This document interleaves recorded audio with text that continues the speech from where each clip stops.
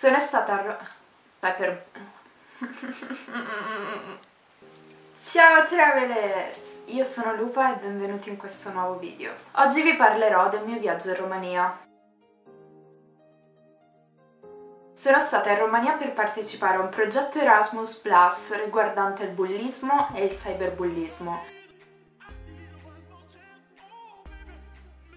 che si teneva a Busteni, una città a nord di Bucarest, nella regione della Transilvania. Tra l'altro, sapete cosa vuol dire Transilvania? Se non lo sapete, aspettate la fine del video. Questa è la cosa meno spontanea che io abbia mai fatto in vita mia. Il progetto è durato dal 26 febbraio al 7 marzo. Il progetto è quindi durato una decina di giorni, durante i quali abbiamo fatto un sacco di attività, tra cui hand art, poster sul bullismo e sul cyberbullismo, City Bound in Busteni. Questo è il nome che abbiamo dato alla nostra esplorazione nella città di Busteni. Dopo il City Bound, che non saprei tradurre in italiano, legame con la città. Dopo il City Bound ci siamo ritrovati in un punto di incontro e siamo andati a fare hiking. L'obiettivo della nostra camminata era quello di raggiungere le cascate ululanti, o in rumeno Cascada Urlatoarea, credo,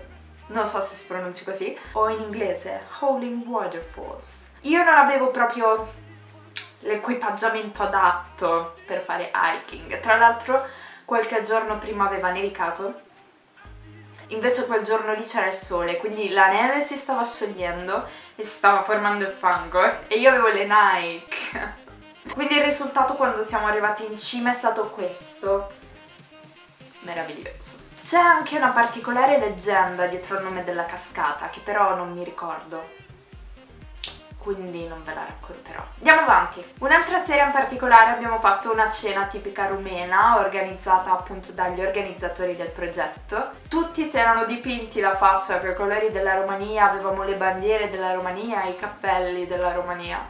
E inoltre, la parte più importante per me, la più bella, abbiamo assaggiato il cibo tipico rumeno. Quella sera in particolare abbiamo avuto l'opportunità di assaggiare il sarmale, foto presa da internet perché ero impegnata a mangiare e non ho fatto la foto. Sono involtini ripieni di carne, riso, verdure. I mici o mititei, non sono sicura della pronuncia però, sono salsicce un po' più piccole delle salsicce, molto speziate e vanno mangiate con la salsa di senape. Inoltre, l'ultima ma non la meno importante, anzi direi la più importante, mi sono innamorata del papanashi. Il papanashi è un dolce tipico rumeno, è una ciambella, un donut, ok? Fritto, sopra c'è un bombolino, entrambi sono all'interno ripieni di un formaggio morbido e fuori sono ricoperti di panna acida e marmellata. È una delle cose più buone che io abbia mai mangiato in vita mia. Il 1° marzo in Italia da noi non si festeggia niente, per noi il 1° marzo non significa niente, ma in Romania, Moldavia, Bulgaria, Macedonia del Nord e in Grecia, secondo Wikipedia, il 1° marzo si festeggia Martisor, che è una celebrazione dove si festeggia l'inizio della primavera. Durante questa festa si regalano piccoli amuleti, braccialetti alle donne. La particolarità, non so parlare, la particolarità di questi regalini è il fatto che consistano in fiori, cuori, animali avvolti in un nastrino o in un laccetto di colore rosso e bianco. Sempre Wikipedia ci dice che il rosso rappresenta l'inizio della primavera e il bianco la fine dell'inverno. Come potete notare c'è il ferro di cavallo e il quadrifoglio come simbolo di buona fortuna. Fortuna che forse ho avuto, visto che sono riuscita a rientrare in Italia, mentre ho saputo di amici che sono rimasti bloccati fuori, mi dispiace amici. Vicino a no. L'ultimo giorno, approfittando del bel tempo, abbiamo potuto visitare alcune città vicino a Busteni. È stata Rasnov, oh no, non con gli occhiali, scusate. La prima città che abbiamo visitato è stata Rasnov. In realtà abbiamo visitato la fortezza di Rasnov, che però in quel periodo era chiusa per restauro, sfortunatamente, quindi l'abbiamo vista solo da fuori e gli organizzatori ci hanno anche un po' raccontato la storia. Infatti la fortezza di Rasnov è stata costruita nel 1215 dalla popolazione per la popolazione.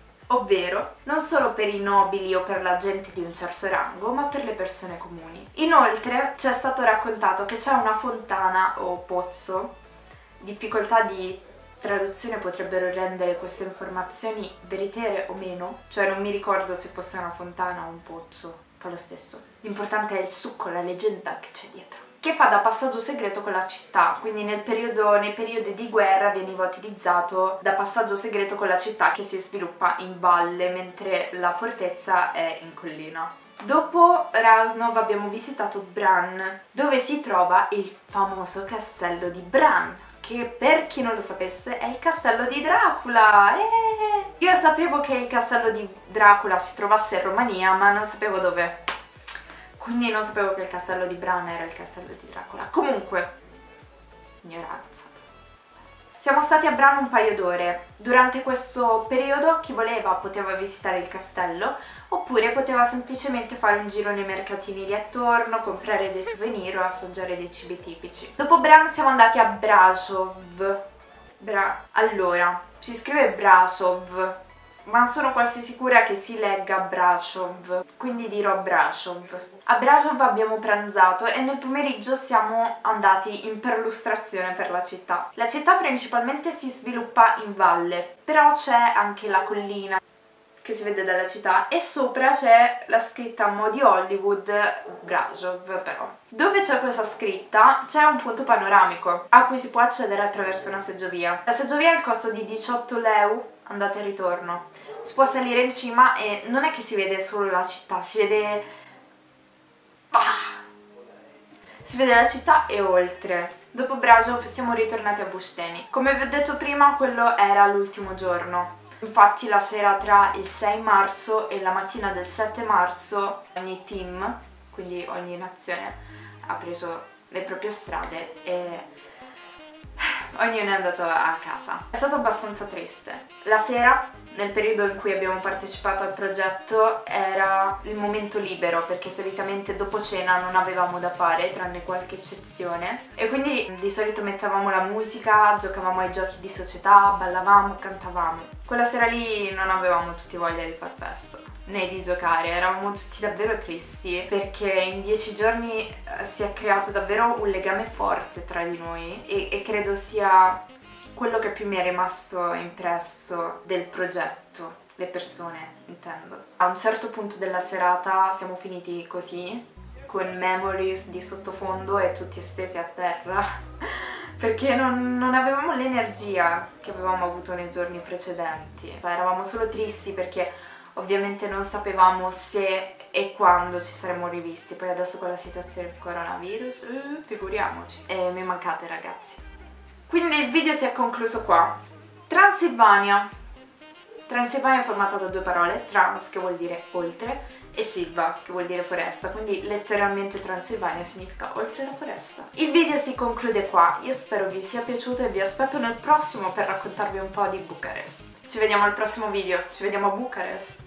Hey guys, so I'm in Romania and this is Inna and this is Paola. Are you okay? This is No, I'm Paula. And we just shot our scene for our workshop, and I think it's gonna be really nice. And this is Lopa's camera, and I hope she puts this in her YouTube video. Give credits to all of us. Subscribe and like. That jazz. See you. Woo.